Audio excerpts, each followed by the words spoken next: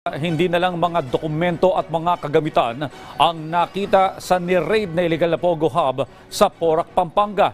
Dahil ang mga otoridad nadiskubre din na may secret tunnel sa ekta-ektaryang lupain ng naturang leisure resort. Si Vel Custodio sa sentro ng balita.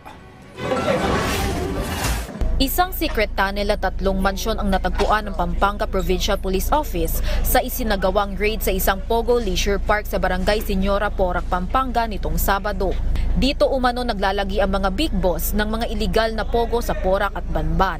Nakatayo ang residential compound sa 2 ektaryang lupain sa loob ng leisure resort.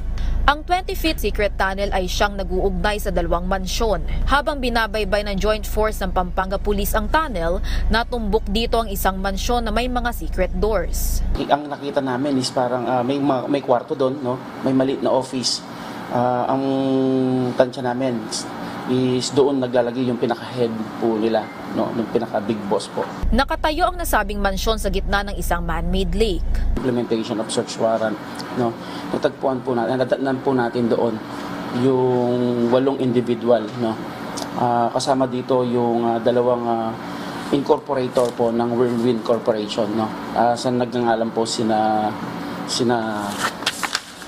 Daniel Salcedo at saka si Chona Haladrido. May ugnayan daw ang naturang incorporators sa 2 pang Chinese incorporators na involved sa Lucky South 99 na patuloy pang pinaghahanap. May 2 Chinese personality po sa nagngangalang si Ziyang Tan at saka si Jing Yu na incorporator din po. Habang 6 naman sa nadatnan sa raid ang kasambahay sa mga naturang mansyon.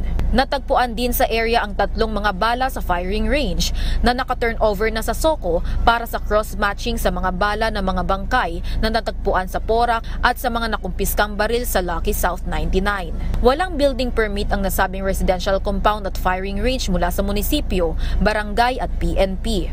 May helipad, salon, entertainment center, bar at pool sa loob ng leisure hub. Nakuha sa isa sa mga mansyon ang larawan ng tinatarget sa operasyon na si Cassandra Leong. Natyempohan pa ang cellphone na may phone call ni Cassandra. Sinasabing kasintahan siya ng kapatid ni suspended Banban Mayor Alice Guo. Si Cassandra Ong ay isa sa mga stockholders ng Whirlwind Corporation at opisyal ng illegal Pogo Hub sa Lucky South 99 na ni-raid sa Pampanga. Ngunit hindi na siya nakita ng mga otoridad sa mismong raid. Bukod dito, may nakumpiska rin na ilang mga gamit pang torture at mga vaults. Dito rin umano ang hideout ng mga tumakas sa Pogo raid sa Lucky South 99. Iniimbestigahan pa ang 4 na Pilipinong nahuli sa mga mansyon. On guard ang Porac Police sa naturang area habang patuloy pa ang investigasyon at follow-up operation.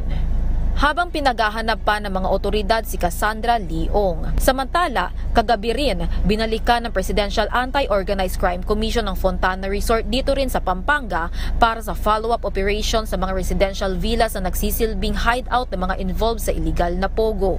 Vel Custodio para sa Pambansang TV sa Bagong Pilipinas.